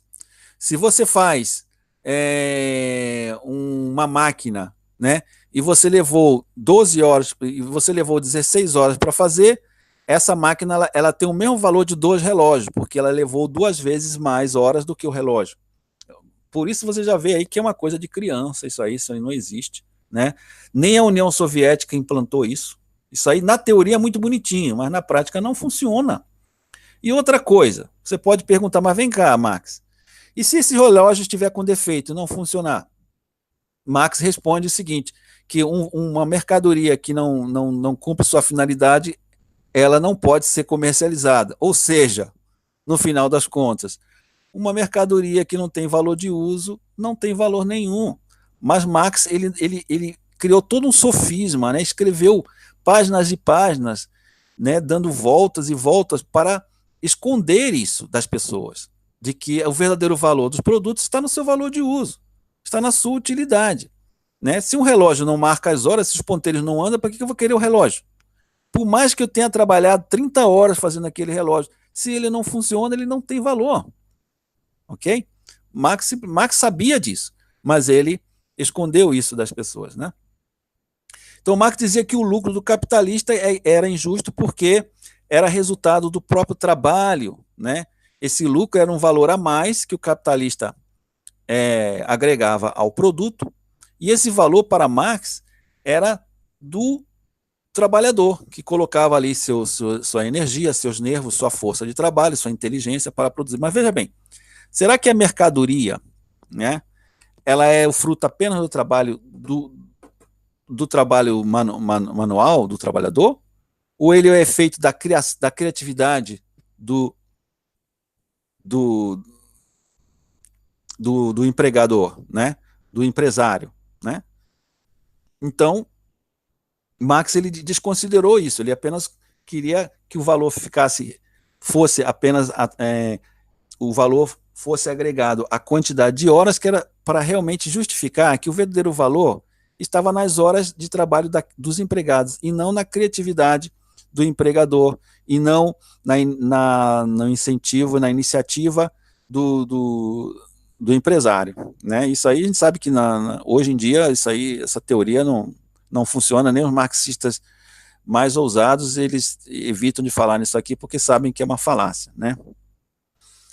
Não existe economia planificada onde as mercadorias têm valor pelas horas de trabalho. Então, nem a União Soviética fez isso, né? Na verdade, né, o professor Olavo de Carvalho ele fala claramente que na sociedade soviética havia um capitalismo enrustido, um capitalismo velado, né, escondido na sociedade soviética, que era a verdadeira economia soviética, porque a fachada, que era uma economia planificada, onde as coisas não tinham valor de mercado, apenas os valores eram colocados ali, baseado não sei em que cálculos, né? Que fez até com que Lenin criasse o NEP, né? Nova programa de economia, para tentar acabar com a estagnação que começou a surgir com a economia comunista. E havia realmente comércios, né, debaixo do pano, né, escondidos de cunho capitalista, que era o que realmente movia a União Soviética. Okay? E muito dinheiro americano, né, muito dinheiro americano salvou a União Soviética várias vezes do colapso total por muito tempo, né? Então, von Mises, né, ele dizia o seguinte, né, a economia socialista não pode existir na prática. Ele dizia o seguinte, que uma economia totalmente planificada, né, não pode existir. Por quê? Porque o valor de um produto ele é decidido no mercado. Se não existe mercado, não existe preço. Se não existe preço, não existe economia. Portanto, economia socialista é um quadrado redondo, como diz o professor Olavo de Carvalho. Então, já os economistas da escola austríaca, né, principalmente von Mises, eles quebraram totalmente essa teoria do valor marxista. Então, o que seria o capitalismo, na verdade? Né? É a economia de mercado. Ele é baseado na criatividade, na inovação e na lei da oferta e da procura. Okay? O empresário calcula os gastos para produzir um bem, coloca sua margem de lucro, recompensa financeira pelo bem criado, leva ao mercado. O comprador aceita o preço e paga pelo bem. Ambos saem satisfeitos. O lucro é reempregado para melhorar os bens produzidos e criar mais empregos, gerando prosperidade. Então, isso que é a economia, né? A verdade, economia capitalista é até um termo basicamente criado realmente pelos marxistas, né? Porque na verdade a economia ela é o próprio capitalismo, né? Não existe outro tipo de economia, né? Onde as pessoas trabalham, produzem, vendem por um certo preço, ela tem uma recompensa e ela pode reutilizar essa recompensa na produção, na melhora daquilo que ele está vendendo. E aquilo gera o quê? Gera uma melhora na vida das pessoas, né? Gera uma melhora não só financeira, mas em todos os sentidos. Quando alguém fabrica uma máquina, né? Quando o homem ele usava os animais para arar a terra, agora ele tem essas grandes colhedeiras, essas grandes plantadeiras, em que ele planta muito e ele pode vender então toneladas, né? De grãos, de alimentos, para matar a fome do mundo. Então, a criatividade ela gera valor. Não é o tempo de trabalho, mas a criatividade que gera valor, ok? Sem desmerecer o valor de quem está ali produzindo. Mas vamos dizer, uma relação harmônica entre a criatividade, a inovação, o dinheiro empregado pelo capitalista e o trabalho do trabalhador trabalhando pelo mesmo propósito, como sujeito-objeto ali, formando então uma produtividade, ok? Então, existe satisfação. Um comércio é uma troca de satisfação, né? Quem está vendendo quer sair satisfeito em vender, quem está comprando quer sair satisfeito em comprar. Então, preço e lucro são valores, antes de tudo, espirituais. O mercado reflete o grau de interesse e satisfação humana, né? Então, antes de ser um valor material, é um valor espiritual, porque se a pessoa ela faz um produto e ela recebe menos do que ela gastou, ela vai ter prejuízo. Ou ou ela oferece um preço e não lhe é pago aquele preço, ela sai frustrada. E aquela pessoa que quer comprar um produto e não tem o produto, ela vai sair frustrada também, né?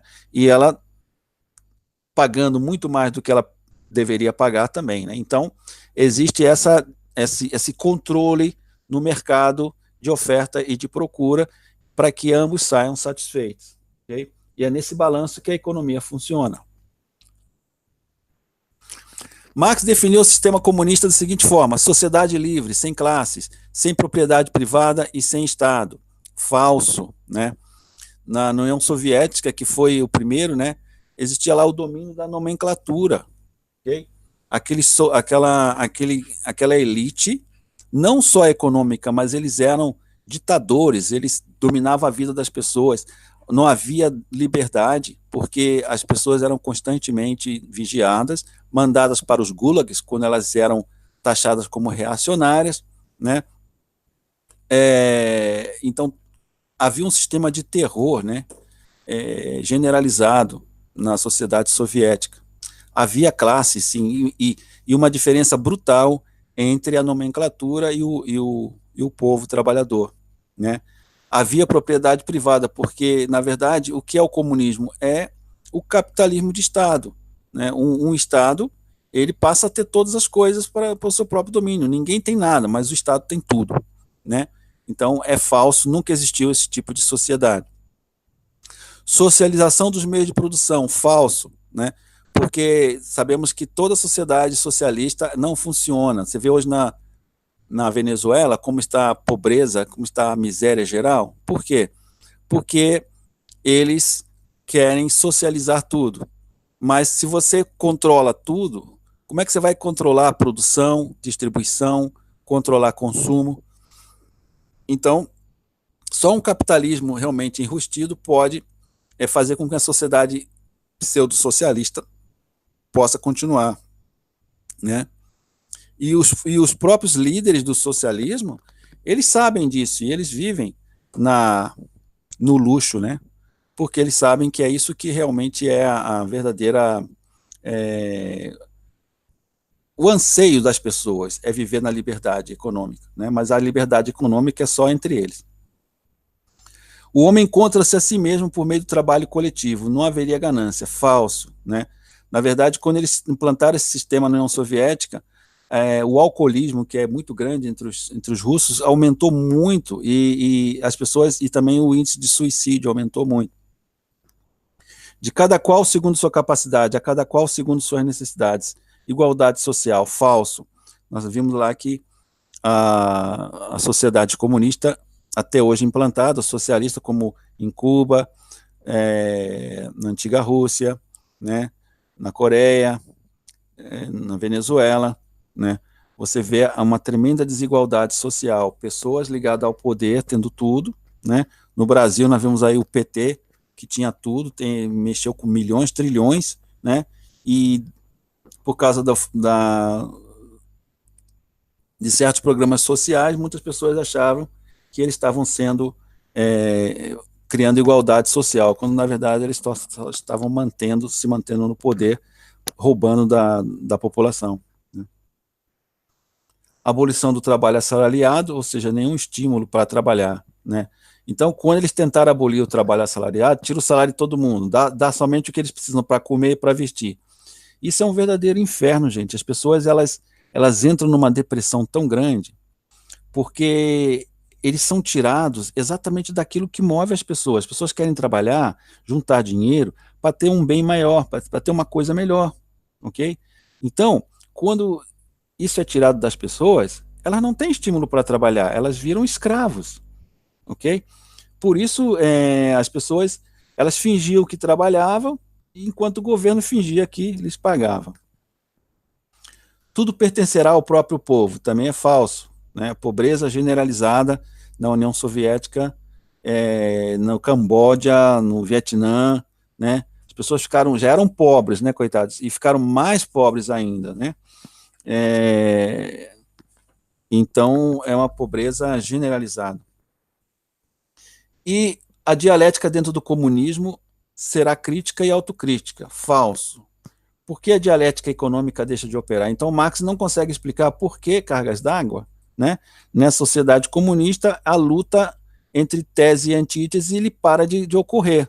Então, para responder isso, eles dizem que seria crítica e autocrítica, né? Deixa de ser material para ser espiritual de repente? Então, aqui é um outro furo tremendo na doutrina comunista. Então, repetindo, né? Nunca tal sociedade foi realizada na história humana. O pensamento metonímico, ou seja, o Marx ele percebeu certos fenômenos e fez toda uma teoria holística, né? Total da sociedade, da história, baseado nesses fenômenos. O comunismo ele tem uma característica de concentração de poder.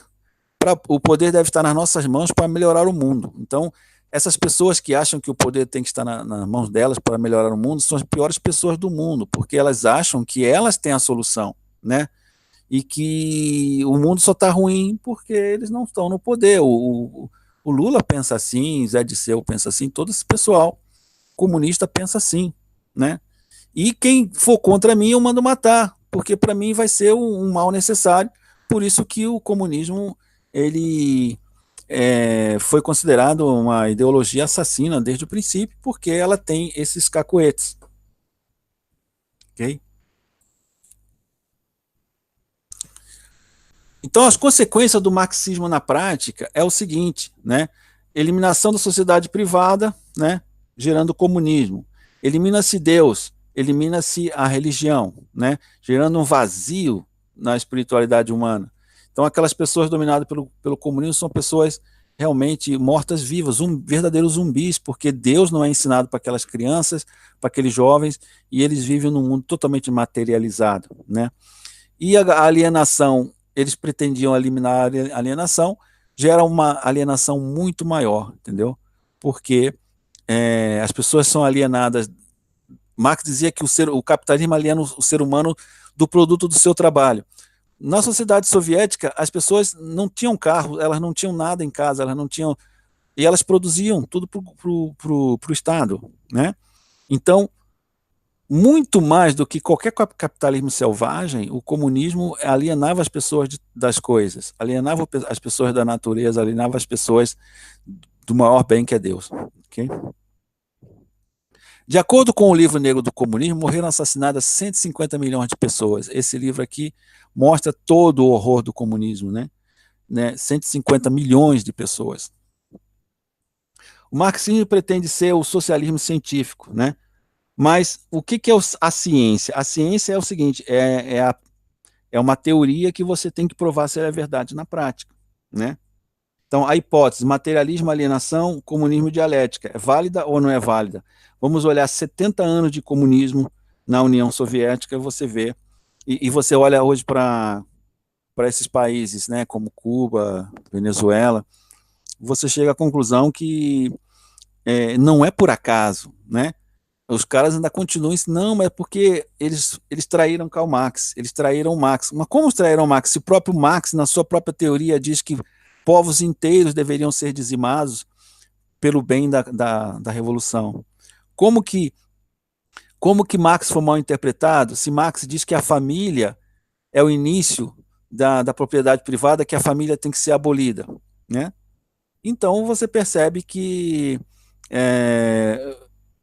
longe de... Quanto mais eles querem ser ortodoxos, mais injusto eles se tornam, né? Então, 70 anos de comunismo soviético, mais todo Vietnã, Camboja, Mao Tse-tung, né? Quando Mao Tse-tung estabeleceu lá o comunismo na China, matou muito mais ainda que os soviéticos, ok? Também Pol Pot, né? No Camboja também foi um horror lá, né? Na implantação do comunismo. Em resumo, o marxismo é a ideologia da morte e da destruição da alma humana. Então, existe uma coisa que os comunistas eles não gostam de mencionar, que é o Holodomor na Ucrânia, né? Onde morreram milhares de pessoas de fome a mando de Stalin. Então, Stalin, ele, como ele, os ucranianos, eles começaram a se rebelar, né? Ele ao invés de prender ou simplesmente dar um tiro, ele simplesmente mandou confiscar todos os grãos, todos os alimentos dos ucranianos e deixar eles morrerem à míngua, sabe? Morrendo homens, mulheres, crianças, e faziam aquelas montanhas de pessoas mortas, né? Isso aí é contado em alguns vídeos do YouTube que você pode achar, a história da União Soviética, e você vai ver que isso aí realmente foi um capítulo terrível na história humana, né? Então o marxismo acredita que não existe Deus, né? Eles alienam, a teoria da contradição e do comunismo, né? Só gera na prática assassinato, mortes, mortes e mortes. Né? Isso aqui é um ponto que eu vou explicar melhor num outro vídeo, talvez que eu vá fazer, sobre a mentalidade revolucionária, que é uma mentalidade invertida, né? A mentalidade revolucionária, tal como aparece documentada nos escritos e atos de todos os líderes revolucionários desde o século XV, sem exceção notável, não consiste na adesão a esta ou aquela proposta político-social concreta, mas numa certa estrutura de apreensão da realidade. Então, o que aconteceu com Marx, né, criando o marxismo, acontece com todo marxista. Eles têm a mesma forma de pensar de Karl Marx, uma forma invertida, né, onde eles acham que o mal é você ter as coisas, né? mas ao mesmo tempo, quando eles estão no poder, eles concentram todo o poder nas mãos. Eles não devolvem esse poder para as pessoas, né? Marx diz que a sociedade capitalista é injusta e exploradora, mas quando eles tomam o poder, eles se tornam muito mais injustos e exploradores. Caracterizado pela inversão da ordem temporal e causal e da relação sujeito-objeto, daí decorrendo uma variedade de inversões secundárias. Então vamos explicar isso aqui. Primeiramente, a estrutura mental de um revolucionário é que eles possuem uma inversão de sujeito-objeto. Eles acusam a vítima dos crimes que eles mesmos cometem. Então é a pior espécie de bandido, né? É aquele que mata, mas mata com uma desculpa de que, na verdade, aquela pessoa forçou ela a matar, né? Che Guevara, ele chegou a dizer que ele chorava dizendo que as pessoas obrigavam ele a matá-las, né? Como essas pessoas são más, né? Então, ele achava que aquelas pessoas eram más porque obrigavam ele a cometer um crime. Então, veja bem como é a forma de pensar desses caras, né? Lenin dizia assim: acuse-os do que você faz, xingue-os do que você é. Então, assim, o comunista, ele não tem nenhum escrúpulo de xingar as pessoas daquilo que ele mesmo faz. Ele rouba, ele acusa. Você vê os petistas, eles roubavam, subverteram, né, mentiam, né, mas acusavam os outros de serem ladrões, né, iam lá no Congresso dizer que os outros é que eram maus, que estavam querendo acabar, coitado dos trabalhadores, vocês estão oprimindo os trabalhadores. Mas quando eles tomam o poder, eles tiram tudo das pessoas.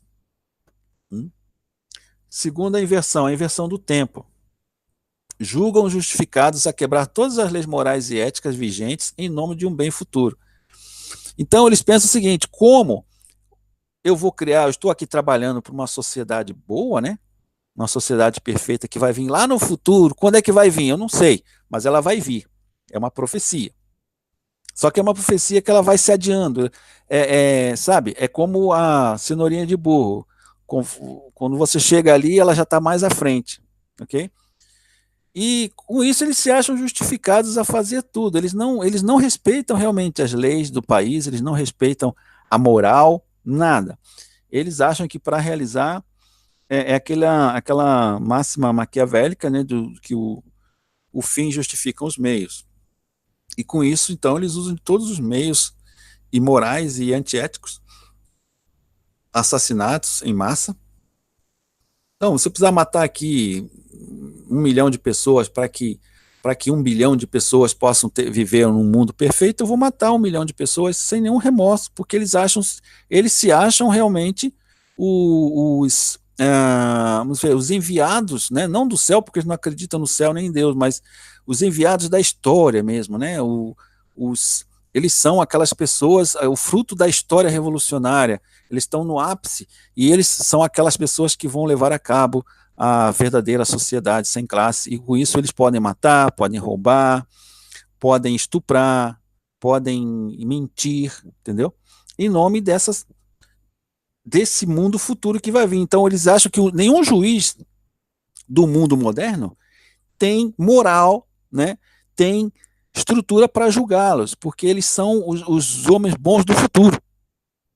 Então, eles as ações deles só serão julgadas no futuro. Como esse futuro nunca chega, então eles nunca são julgados. E nem eles querem que chegue, na verdade, porque se chegar, se eles disserem, bom, está aqui instalado, já estamos no comunismo perfeito, eles vão ser julgados pelo que eles fizeram. Como eles não querem ser julgados, então essa sociedade perfeita está sempre sendo jogada para o futuro. Então é uma teoria que nunca se realiza, mas que ela é forte o suficiente para fazer uma pessoa cometer todo tipo de loucura, acreditando que um dia ela vai acontecer. E o terceiro é a inversão da responsabilidade moral, vivenciar os crimes e crueldades do movimento revolucionário como expressões máximas da virtude e da santidade. Eles realmente se acham santos, né? E nenhuma moral religiosa, né?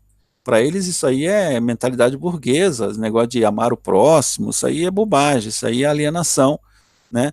Você tem que ser prático e realizar um mundo material perfeito aqui na Terra.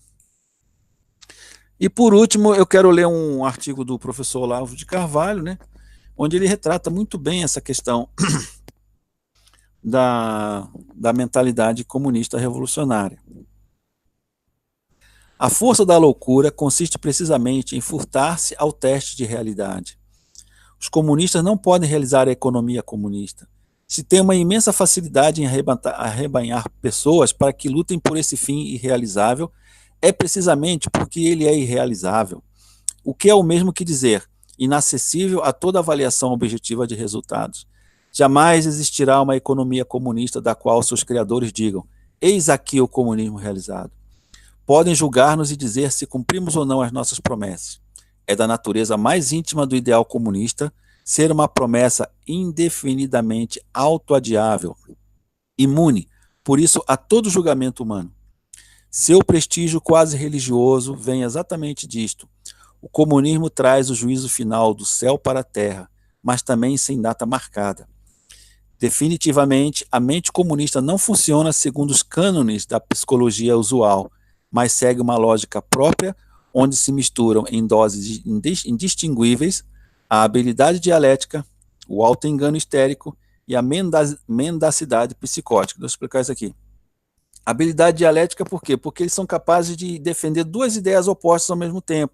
Por isso que as pessoas não entendem a mentalidade dos petistas, por exemplo, do Lula, dos comunistas em geral. Por quê?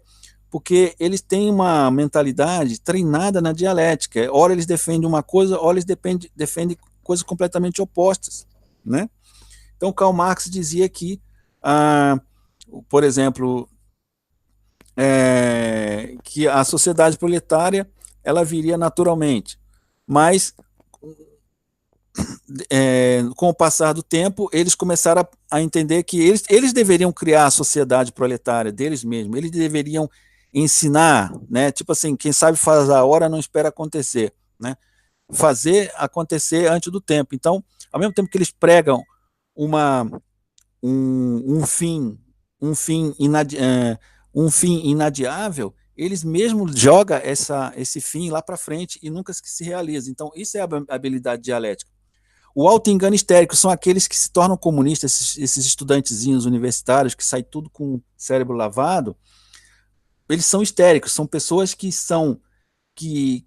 acreditam, eles têm uma certa fé religiosa naquilo, e não há necessidade de explicar muito, apenas um esqueminha mais ou menos lógico para ele já é o suficiente. Então, eles já saem apregoando aquilo como verdades absolutas. Quando eles chamam alguém de fascista, eles realmente acreditam que aquele cara é fascista. Para ele, todo mundo que é contra a ideiazinha dele é fascista. Esse é auto-engano histérico. E a mendacidade psicopática, que são aquelas pessoas mais estudadas, aqueles professores, aquelas pessoas que sabem que o comunismo tem esse lado errado, mas eles têm uma certa psicopático, né? Eles mesmos eles sabem que é errado, mas eles têm esse prazer, né? Esse sadismo em desenvolver, em pregar uma ideologia assassina, porque eles sabem que terão histéricos que irão acreditar na história deles. Então, o auto-engano histérico e a mendacidade psicopática, eles têm uma relação aí harmoniosa e é uma sinergia aí que faz com que o comunismo possa se espalhar muito rapidamente. O comunismo só pode existir como movimento político que vive de parasitar o capitalismo e por isso mesmo cresce com ele. Então, nunca que o comunismo vai crescer sozinho, ele sempre cresce dentro do capitalismo. Sempre a finalidade do comunismo é só criticar o capitalismo, ser oposição ao capitalismo, né? A finalidade deles é só essa, mas eles pensam que estão realmente construindo um mundo capitalista. O modus operandi dessa parasitagem é duplo. De um lado, as economias comunistas só sobrevivem graças à ajuda capitalista, como nós vimos, vinda do exterior, como nós vimos no caso da União Soviética. De outro, em cada nação, o crescimento da economia capitalista alimenta cada vez mais a cultura comunista. Então, conforme você vê que o capitalismo ele desenvolve certas mazelas que toda a sociedade tem, mais aqueles socialistas eles se convencem de que a economia capitalista está caminhando para o socialismo, né? E eles se alimentam disso, né? E eles acirram as contradições né, de classe, né, entre negros e brancos, héteros e homossexuais, entre homem e mulher, enfim, feminismo, gaysismo, tudo isso é para acirrar as contradições para poder, então, implantar a cultura comunista. Na mesma medida em que a mais absoluta inviabilidade impede a construção da economia comunista, o comunismo militante alcança vitória atrás de vitória no seu empenho de transformar o capitalismo numa geringonça infernal e sem sentido. Olavo de Carvalho. Então, aqui, eles nunca construíram o comunismo, mas uma coisa que eles são bons é em destruir. Então, em destruir o capitalismo, em tornar o capitalismo um inferno, né? Em tornar o capitalismo uma coisa disfuncional e ruim, isso aí eles sabem fazer. Eles fazem ao mesmo tempo que eles acham que aquilo é natural no capitalismo, entendeu? É realmente uma doença mental muito grande, a mentalidade revolucionária, ela está, eu posso dizer o seguinte, que ela está além do comunismo, ela é muito mais além do comunismo, é uma psicopatia, né? Tem um livro do Andrei Lobachevsky, que é Ponerologia, que é o estudo do mal. Então lá ele mostra o que é um histérico, o que é um psicopata, e que as sociedades elas sempre têm os psicopatas que dominam os histéricos, uma minoria psicopática que domina uma maioria histérica, e com isso eles podem implantar todo tipo de ideologia. E o comunismo ele vive disso, ok? Desculpa aí se eu fui muito rápido, aqui era muita coisa, mas estou tentando aqui ver se... deixa eu ver aqui.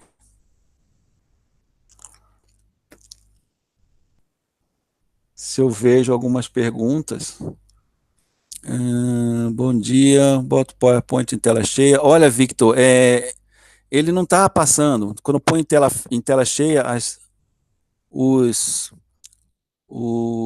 slides não passam, né?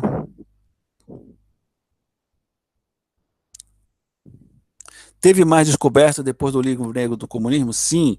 Tem vários livros de vários intelectuais muito mais apurados, porém esse livro ele é o mais clássico, né? O que é usado geralmente nos debates para mostrar os erros do comunismo.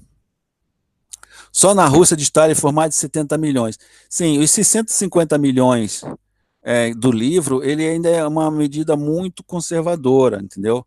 Na verdade, hoje sabe-se que foram mais de 70 milhões na Rússia, né? Também o mesmo na China, com o grande salto para frente do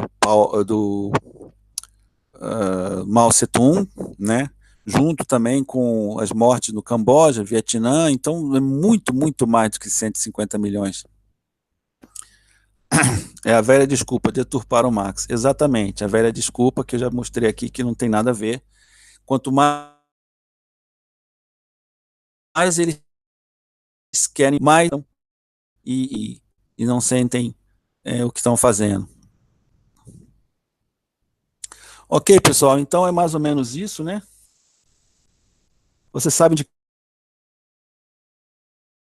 algum livro? Olha, agora no momento eu não saberia te dizer se tem algum livro mais completo, né, do que o livro negro do comunismo, tá? Mas com certeza já tem, com certeza tem muitos mais livros aqui aí explicando sobre a história do comunismo soviético, ok? Se não tiver mais alguma pergunta, eu vou parar porque já tem praticamente quase 2 horas de vídeo. Então, gente, é isso, né? Eu ia dar somente essas 3 aulas, mas talvez eu faça mais um outro sobre a mentalidade revolucionária, ok?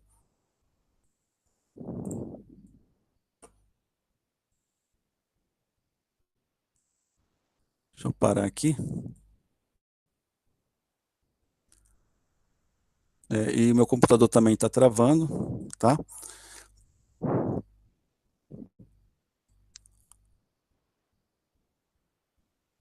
Ok. Então, pessoal, na próxima aula nós vamos falar mais sobre mentalidade revolucionária e explicar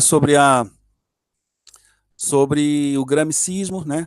Sobre as táticas comunistas modernas, como nós vimos aí, foi uma análise da ortodoxia e os seus erros, Mas basicamente a forma de pensar deles é igual, entendeu? Mas assim, como o marxismo passou por várias revisões, né? Eles viram que muitas coisas estavam erradas, mas a mentalidade revolucionária ela continua, tá ok?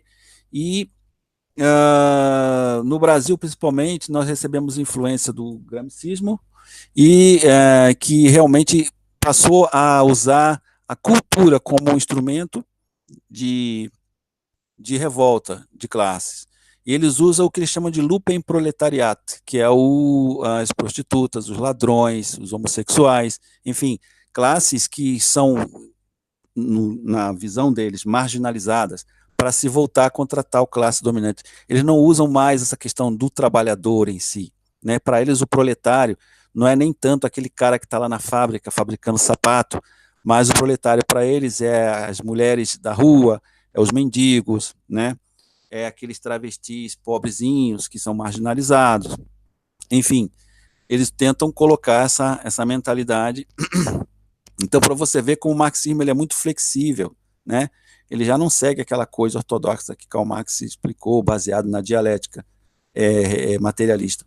Mas eles usam isso como uma forma de subverter a estrutura capitalista, ok? E por isso que as pessoas não entendem, porque que os esquerdistas, eles têm todo esse tipo de pautas, né?